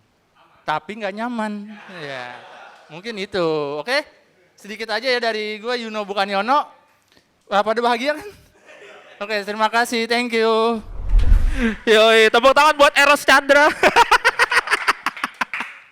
Enggak, gue gak bisa nahan dibilang ya, kita berani lo ke Bahrain. Itu berapa meter? Satuannya pakai meter. Kilo kayak gitu, kilometer, meter. Ini meteri, sono ke sono meter lo baru. Aduh, Yono. Selalu memberikan hiburan emang buat kita, luar biasa ini. Oke, kita langsung ke... Aduh, serak gua ketawain Yono. Langsung ke performa selanjutnya, ini juga salah satu, mungkin bisa dibilang teman gua di dunia fan football ini, wes. Ini mungkin teman-teman di sini kan taunya dia sebagai pengamat sepak bola. Tapi kalau di dunia fan football, dia ini dari panggung ke panggung memberikan sharing, yoi. Boleh tepuk tangan buat teman gua, Fajar. Assalamualaikum warahmatullahi wabarakatuh.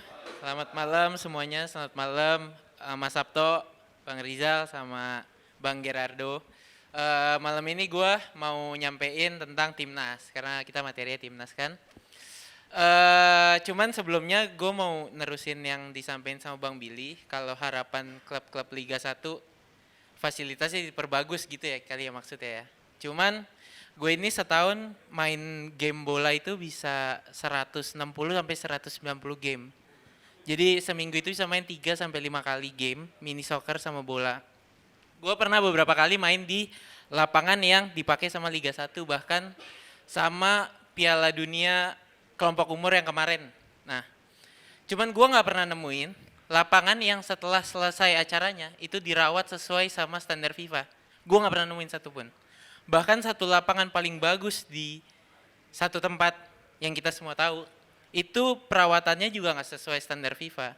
Sama lapangan yang baru yang ada yang permasalahannya adalah pintu keluar masuk, itu secara fasilitas juga sekarang downgrade. Karena kalau misalnya mau lihat lengkapnya ada di channel salah satu politikus namanya Abraham Samad, dia tuh manggil perantara yang desain Tottenham Hotspur Stadium sama Atletico Madrid, nama stadionnya Wanda Metropolitano, itu yang desain itu rumputnya itu dipanggil langsung sama si narasumbernya ini, bisa ditonton di situ.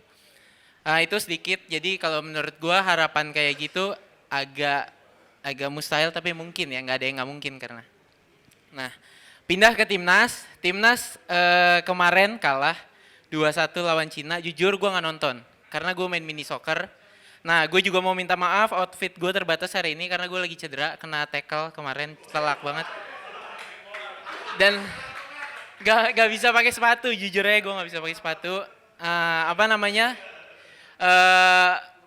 Kalau gue nonton semalam acara Dewan Pandit Indonesia, itu Bang Aldi sama Bang Adiani itu bilang kalau Indonesia itu kena counter bola bawah yang true pass, yang dimana Mace Hilhers sama Jay-Z tuh sama-sama kecolongan. Yang kita tahu Jay-Z sama Mace Hilhers itu di Eropa main di top tier, yang harusnya kalau lawan pemain-pemain Cina itu nggak mungkin kecolongan. Cuman gue yang main bola, gue bisa ngebayangin kalau mereka di timnya mereka itu komposisi pemainnya nggak sama kayak mereka main di timnas. Jadi yang mau gue bilang adalah sisi transisi yang mereka dapat kemarin itu di klubnya mungkin hampir nggak pernah kayak gitu. Misalnya kayak Mace Hilhers di Twente mungkin lawannya nggak pernah transisi yang model kayak gitu karena gue lihat beberapa tuh true pass-nya langsung, dan kalau di Eropa itu biasanya jangkar, pokoknya semua tuh udah rigid banget, yang itu rapet banget. Yang kalau kalau ini pakai perbandingan Liga 1 ya, kalau kita nonton Liga 1 itu dari back, gelandang sama striker itu terlalu jauh. Makanya kenapa kalau Thailand lawan kita itu kayaknya gampang banget, karena Canatip sama Teraton itu punya akurasi passing, naruh bola di belakang back lawan.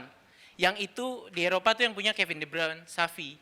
Kayak dulu golnya Messi, kalau ingat Messi sependek itu bisa gol heading di belakang Rio Ferdinand. Diumpan sama Xavi ke gawang Van der Sar. Yang itu sisi terkuatnya Van der Sar harusnya. Van der Sar kiper 2 meter, bola atas, heading sama pemain yang tingginya cuma 160 sekian meter gitu.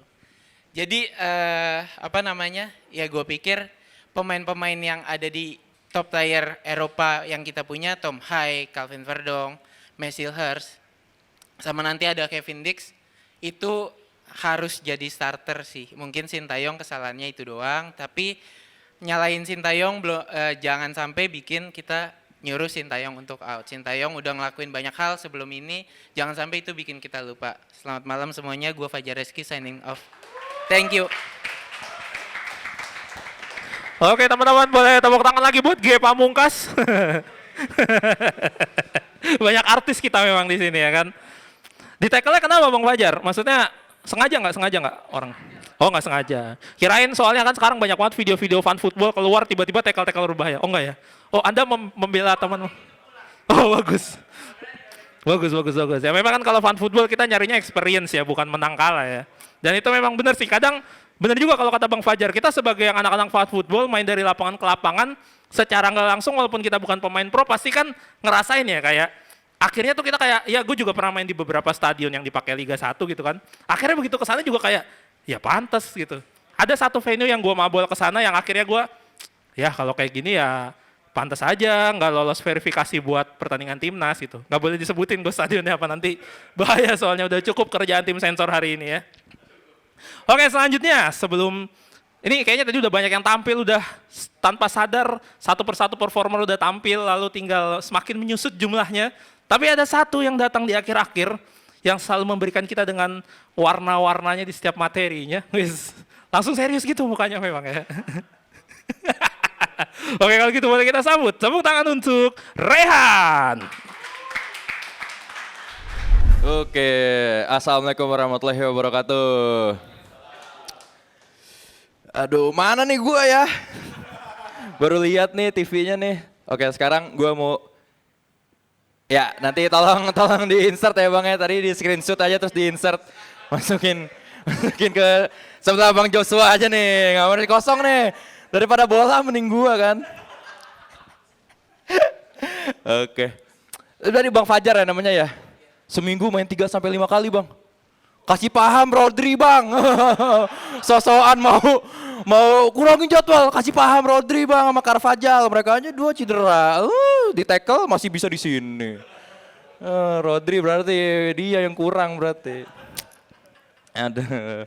Oke, ini dari tadi bagus-bagus banget ya pembahasannya ya. Ini sorry nih gue telat nih, tadi ada kerjaan dulu jadi agak telat. Pembahasan tentang timnasnya bagus-bagus, jadi gue mau bahas aspek selain timnasnya, yakni penonton timnas nih. Karena banyak banget ya dinamika di 2 minggu inilah tentang media sosial, tentang respon-respon netizen orang-orang. Yang pertama tuh ada satu statement dari pandit kesayangan kita semua di sini, Coach Justin. Dia nge-tweet kalau fans bola tuh nggak peduli sama politik. Wah, ini menurut gue cukup kontroversial ya, karena kebetulan gue belajar ilmu politik dan menurut Bertolt Brecht buta terburuk adalah buta politik. Jadi buat kita semua walaupun warga biasa, kita tuh harus sadar politik tuh mempengaruhi banget hidup kita. TV ini ada itu karena keputusan politik, bisa impor masuk segala macam. Orang-orang di sini ada juga karena politik ini. Bisa orang-orang kan pemilihan ini juga karena itu aspek-aspek politik yang ada di dunia kita. Nggak terlepas dengan sepak bola, terutama timnas kita yang manggil-manggil pemain diaspora, itu kan ada proses politiknya di situ, ada aktor-aktor politik yang terlibat. Jadi kalau dibilang fans bola tuh jangan peduli politik atau enggak peduli politik tuh justru itu point of view harus dirubah. Kita tuh sebagai fans bola, fans timnas terutama harus sadar akan politik yang terjadi di Indonesia. Dan yang kedua adalah di kantor saya sendiri, pandit kesayangan kita lagi, Mas Sabto Haryo yang ada di sini ngomong, ya sila tepuk tangannya. Wah, ini bingung ya, orang kayak Mas Sabto bisa di-head sedemikian banyak itu. Maksudnya Mas Sabto datang dan mengutarakan opininya, dan dalam hati kecil gue, ya gue juga kurang setuju karena gue lagi kesel-kesel ya karena sama Bahrain waktu itu. Apaan sini Mas Sabto? Gitu. Enggak, itu karena jam 2:30 pagi juga tuh tapingnya. Aduh, kan Mas Sabto ngomong itu terus ya udah gue nggak setuju, cuman ya udah kalau itu pendapatnya Mas Sabto ya udah, kalau ini pendapat gue ya udah gitu. Maksudnya kita harus ada penanaman kalau kita tuh bisa agree to disagree gitu. Kita bisa setuju untuk berbeda pendapat. Jadi kalau ada orang-orang yang beda pendapat sama kita, terus kita serang abis-abisan, apaan sih lu gini dibayar sama Bahrain lu gini-gini. Ya nggak usah kayak gitulah. Maksudnya semua orang tuh punya opini masing-masing, semuanya punya pendapat masing-masing. Jadi kita hargain aja gitu. Jadi gue coba menyampaikan unek-unek gue ke circle terdekat gue lah, karena kalau se-circle netizen terlalu banyak, apalagi cewek-cewek yang pecinta Rafael Strike itu terlalu banyak juga, jadi yang dekat-dekat dulu aja yang coba gue. Pecinta Yuno, Rafael Strike sama Nathan Coaon, gak ada Yuno. Aduh, Yuno keturunan Amsterdam nih Yuno nih. Aduh. Terus yang China juga ya, match lawan China kemarin kita nggak lagi nyerang individu, kita nyerang pelatih. Waduh, ini menurut gua terlalu ekstrim bro. Ini pelatih Sinteyong yang membawa timnas kita dari era kegelapan menjadi sedikit terang ya. Jadi kalau ada kesalahan, ya kita semua mungkin tadi kalau gue yang dengar cukup sepaham lah kalau ini ada kesalahan dalam tanda kutip Sinteyong di starting line up-nya, ada pergantian pemainan terlalu lama segala macam. Cuman untuk satu kesalahan ini atau satu match yang kita ekspektasinya sudah tinggi untuk menang tapi ternyata kita kalah, ya nggak usah langsung STY out juga gitu. Dan kita juga jangan langsung hujat satu pemain gitu. Si ini nih salah nih, si ini salah nih gitu. Menurut gue ya udah, ini kan kolektif nih 11 orang gagal bikin kita menang. Jadi ya udah itu aja yang jadi highlightnya kalau timnas secara keseluruhan. Kita nggak bisa nunjuk si A misalnya, si A nih salah nih, Asnawi. Wah, nggak boleh itu kayak gitu. Atau kita nunjuk si B nih, Bahar. Wah, Asnawi Bahar. Wah, Asnawi lagi. Atau kita nunjuk nih, oh ini yang salah bukan A, B nih, si C nih, C Patinama. Cuanu itu juga salah. Oke, itu segitu aja dari gua. Wassalamualaikum warahmatullahi wabarakatuh. Thank you, admin Nalar TV. Tapi emang iya sih, kadang-kadang gue juga kesel sama kayak lu, Re. Masalahnya tuh kalau gue perhatiin di sosmed kayak, misalnya ada yang ngeluh soal timnas, lalu kemudian disautin kan. Disautinnya biasanya sama orang si paling A1 tuh, sebel ya kayak, lu pada komen soal permainan timnas, lu nggak tahu aja sih di dalamnya gimana. Celah si paling tahu. Emang kita nggak boleh ya sebagai penonton pengen ngeluh aja gitu ya, ngeluh aja kayak, nih mainnya kurang nih, ini apaan sih hari ini mainnya nggak sesuai ekspektasi kan? Kita juga pengen ya teman-teman ya cuma ngoceh aja gitu, yang nggak harus pakai data kan? Masa iya kagak boleh? Kan Indonesia kan negara bebas berpendapat. Kalau ada backingan. Ya teman-teman, tadi juga di antara kita sudah hadir pandit yang sudah senior, wis. Ini muridnya Mas Ismail. Enggak ya. Boleh tepuk tangan buat Om Sabto Aryo. Ya, iya dong. Ini kan tadi kan kita nih ya.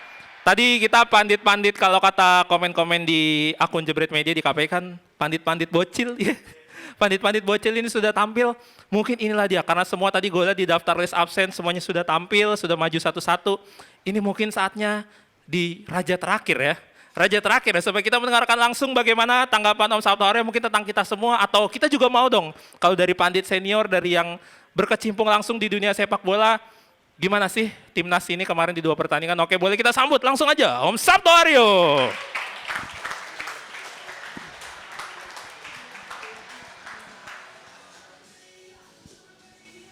Gue kan pengennya cuma nonton doang sebetulnya. Seandainya semua fans kayak Raihan ya, yang bisa menerima perbedaan pendapat. Gue kemarin mengalami sebuah hal yang di luar yang pernah gue bayangkan lah ya. Yang tahu gue mungkin tahu kalau gue itu bukan tipe orang yang kalau ngomong tuh meledak-ledak, mencari kontroversi. Gue selalu ngomong berdasarkan data, berdasarkan pengalaman yang gue punya gitu. Selama gue di DPI, pertanyaan tentang wasit itu pasti ditujukan ke gue gitu.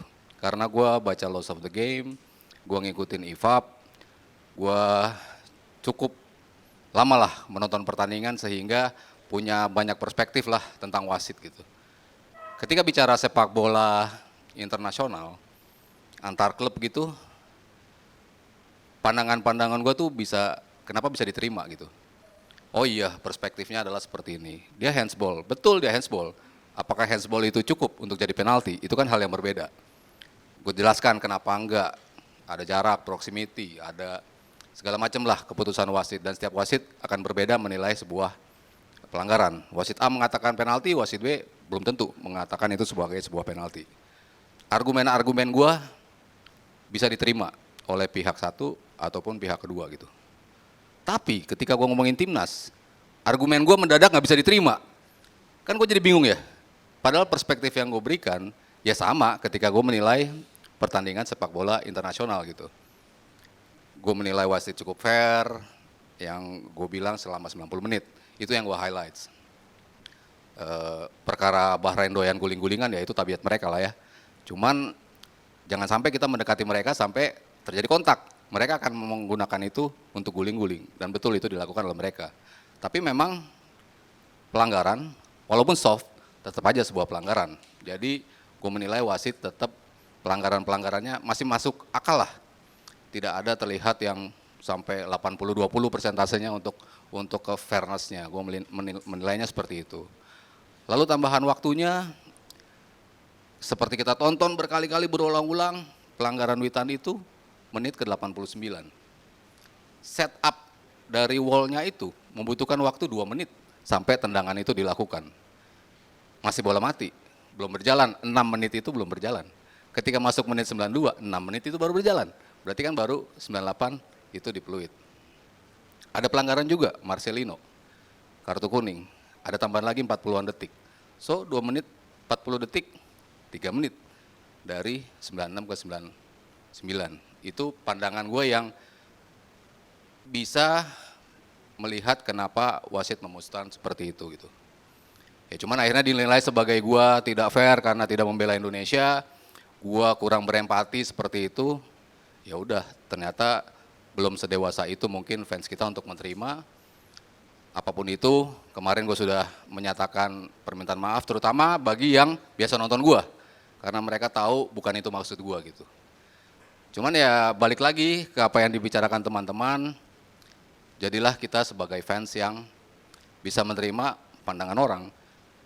Pandangan orang kan pasti beda. Mungkin kita melihatnya seperti itu, tapi kan di kubu sebelah, Bahrain melihat diri mereka benar kan. Gue masih di waktu yang ini kok ngegolinnya, kenapa kita diserang? Kayak gitu-gitu kan kita harus melihat dari dua perspektif. Kita bilang kita harusnya menang lawan Cina, ya Cina juga melihatnya kita harusnya menang lawan Indonesia. Kan sama seperti itu kan. Kengototan mereka untuk bisa mendapatkan 3 poin sama dengan kengototan kita untuk bisa dapat poinnya lawan China gitu. China-nya sendiri lebih berbenah dari sisi strategi. Apa yang mereka terekspos ketika lawan 3 lawan sebelumnya mereka dibantai, mereka perbaiki betul pas lawan kita. Mereka set up defense-nya rapi, intercept bisa mereka lakukan. Sepak pojok yang tadinya mereka begitu ternganga walaupun back-nya tinggi-tinggi, tapi ketika lawan kita kok bisa jadi rapi banget gitu mereka melakukan itu. Komposisi 3 back, terekspos-nya kita bagaimana? Ya dengan melempar bola-bola jauh ke belakang, tadi yang dicontohin sama Fajar. Emang seperti itu yang dilakukan. Ketika bola-bola atas, masih bisa dikejar, karena bolanya tidak sederas ketika bola bawah. Masih bisa dicegat sama Hilgers, masih bisa dicegat sama Jaises. Tapi ketika bola itu datang kenceng di bawah, dengan terekspos seperti itu, dengan high defense line seperti itu menjadi sebuah kesalahan. Jadi gue melihatnya kemarin, bukan starting 11 yang menjadi masalah, walaupun gue menyayangkan mungkin kalau dari 4 nama yang itu, yang gue sayangkan cuma Tom Hai. Karena gue selalu berpendirian bahwa mengubah sebuah tim sah-sah saja, asal backbone dari tim lo nggak berubah. Pas, it says, Hai, Ragnar atau Struik. Nah itu sama sekali nggak boleh berubah. Kiri kanannya mau berubah, it's fine. Pep melakukan itu, Klopp melakukan itu, semuanya asal backbone-nya harus sama. Nah itu kan yang terjadi ketika salah satu backbone kita nggak main, Tom Hai. Cuman antisipasi dari Sintayong ternyata mungkin keliru ketika berperkiraan China akan melakukan pressing dari awal, ternyata kok enggak. Makanya dia main dengan double defensive midfielder. Cinanya ternyata malah stay di belakang. Ketika lawan Jepang mereka bisa longgar, tapi lawan kita ditarik sama Asnawi ke kanan, backnya diem aja, tetap narrow. Sehingga butuh kreativitas untuk masuk ke dalam. Backnya sama sekali nggak ke stretch. Nggak dibelilah strategi yang dimainkan oleh Sintayong. Kalau Cina memainkan sepak bola yang sama dengan 3 pertandingan sebelumnya, mungkin itu akan works. Tapi kan nggak tahu juga Sintayong, ternyata Cina di tuan rumah, tapi kok mereka nggak ngotot untuk menyerang.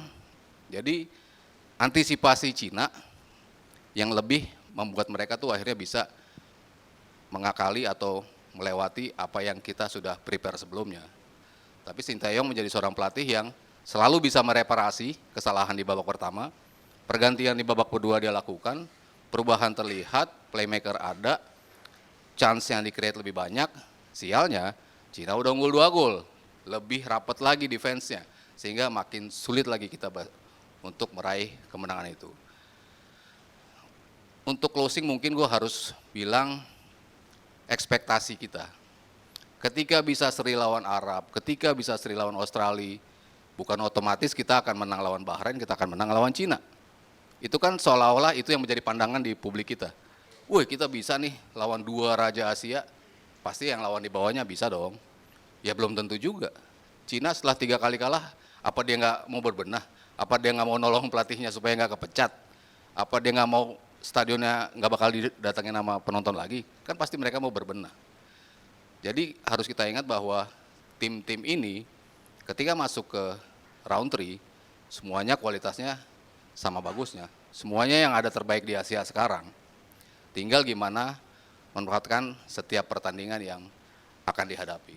Jadi ya setelah kita hilang poin, gue masih melihat 3 kesempatan kita menang sih di Jakarta, Arab Saudi, Bahrain, China.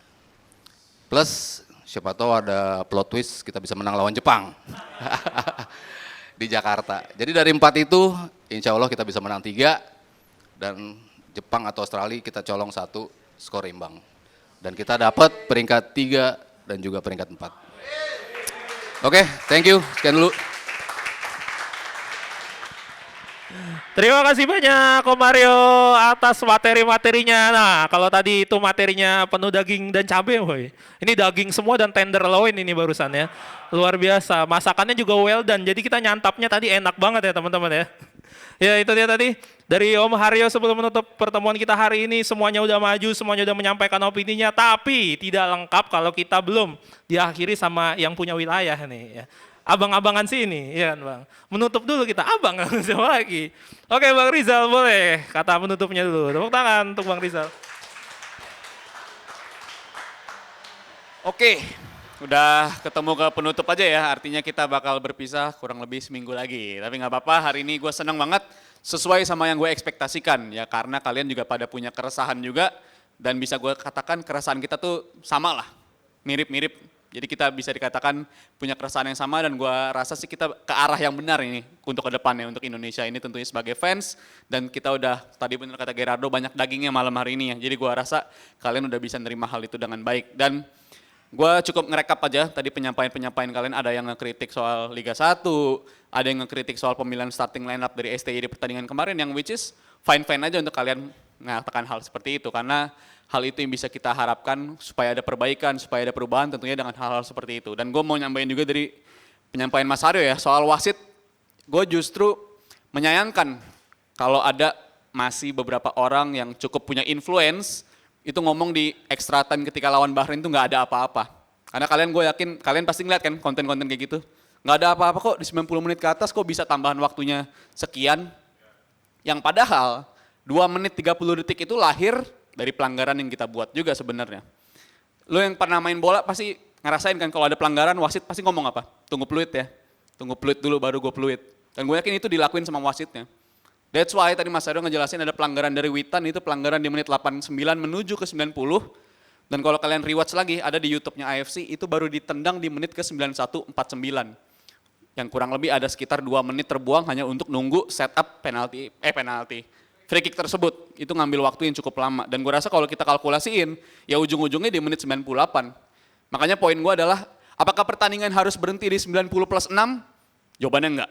Enggak harus berhenti di situ. Karena emang ada banyak banget bola itu berhenti. Bahkan ada cek VAR juga ketika pemain kita jatuh di ujung tuh sebenarnya wasit ngecek VAR juga untuk penalti atau enggak. Dan gue rasa kalau kalian tanya dari mana tuh lahirnya 2 menit 30 detik tersebut, apakah harus cek rekening wasitnya, apakah ada indikasi hal tersebut? Ya jawabannya itu.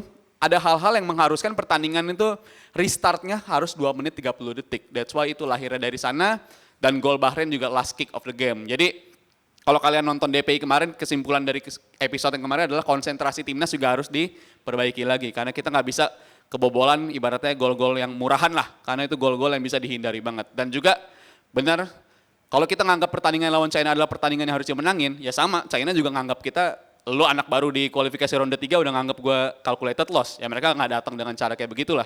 Mereka juga nganggap kita lawan yang bisa dikalahin banget. Dan gue sih khawatir ya, dengan beberapa psywar yang udah dilakuin sama pesaing-pesaing kita. Yang mana dari Jepang, yang mengatakan pelatihnya, tim yang akan nemenin Jepang ke Piala Dunia adalah Indonesia. Dan kalau ikutin KPI minggu lalu gue ngasih pendapat, cobaan itu nggak harus berupa kesulitan kan. Cobaan itu datang berupa pujian itu juga cobaan dari Tuhan sebenarnya. Dan gue rasa itu akan mempengaruhi psywar psikologi para pemain-pemain kita, gue rasa, yang dilakuin oleh Jepang. Karena ketika kita diomongin kayak gitu, pemain kan mikir, oh kita berarti, kita jago nih, kita nemenin Jepang. Tapi kok gue kalah lawan tim yang di notabene harusnya gue bisa kalahin ya? Kok gue bisa kalah lawan China ya? Tim yang notabene 3 pertandingan pertama selalu kalah. Itu pasti akan mempengaruhi juga menurut gue.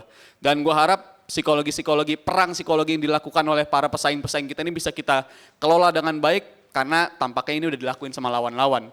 Lawan-lawan berusaha sebisa mungkin untuk merusak ritme permainan STY dengan cara guling-guling, which is lu mau nyalahin permainan mereka? Enggak juga, banyak kok tim yang kayak gitu. Tim-tim luar negeri juga ngelakuin hal demikian, tinggal kita gimana caranya kalkulasi permainan ketika berhadapan dengan tim-tim seperti itu. So, gue rasa udah cukup puas banget gue dengar pendapat kalian di KPI hari ini. Ada tadi ibaratnya penutup dari Mas Aryo, pemanis banget ya.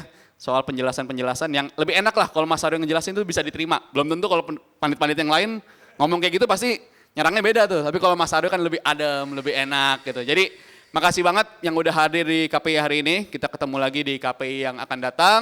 Dan gue harap kedepannya tetap konsisten terus begini-begini terus. Dan kedepannya kita pasti akan mempertimbangkan untuk kalian-kalian juga untuk muncul di DPI Muda sesuai dari janji gue. So, terima kasih buat yang udah datang. Mas Aryo udah datang lagi, makasih. Tim produksi yang selalu menyediakan waktunya untuk KPI di hari Kamis juga makasih banyak.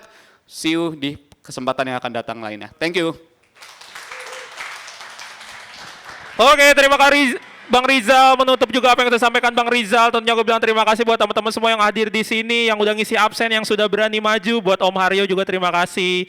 Buat Joshua, buat Timothy, buat Yuno, buat semuanya, buat Bang Fajar, dan tentunya buat staff-staff yang bertugas boleh kita kasih tepuk tangan. Karena tanpa ada teman-teman semua ini, acara hari ini tidak bisa berjalan dengan lancar. Dan tentunya kita ucapkan terima kasih buat Pasti Bisa Coffee yang udah selalu menyediakan tempat buat kita bisa menyampaikan keresahan kita seputar sepak bola. Jangan lupa setiap datang ke sini order ya teman-teman ya. Kalau begitu, oh iya mantap Yono. Oke, kalau gitu buat teman-teman yang di rumah, kalau punya opini tentang sepak bola, jangan cuma ngedebat di komen, jangan cuma ngedebat di tweet, langsung datang setiap hari Kamis di Pasti Bisa Coffee. Kita kumpul bareng teman-teman komunitas Pandit Indonesia. Saya Gerardo Gusti yang bertugas malam hari ini, pamit undur diri. Wassalamualaikum warahmatullahi wabarakatuh.